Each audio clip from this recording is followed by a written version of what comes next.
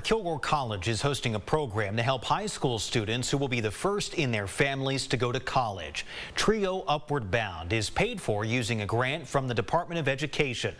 KLTV7's Arthur Claiborne shows us this story. Where does the accent go on medical? Because of the E. It helps with job opportunities in any career field, really, especially here in Texas, because people come from all over the place to move here, and there are a lot of Spanish speakers. And growing up, I knew Spanish, and I lost a little along the way. Primavera. Primavera is spring. The students here are taking the class because they're using it as a refresher. They may know Spanish, but they are not remembering or knowing the proper accents, and just it's serving as a refresher for them. Los meses? No, none of the months have accents. I don't really use my Spanish too much, but like at home. So like every now and then I forget some words, and being in the Spanish class really helps me like get a refresh on everything. We have verano. Verano is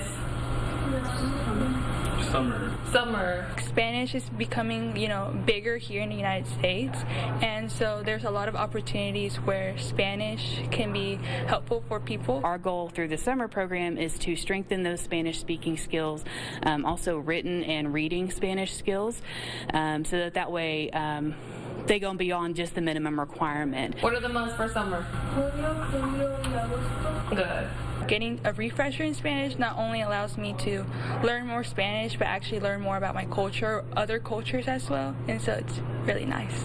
Tomorrow's Friday. Oh, See y'all Monday. And that was Chief Photojournalist Arthur Claiborne with that story. New drama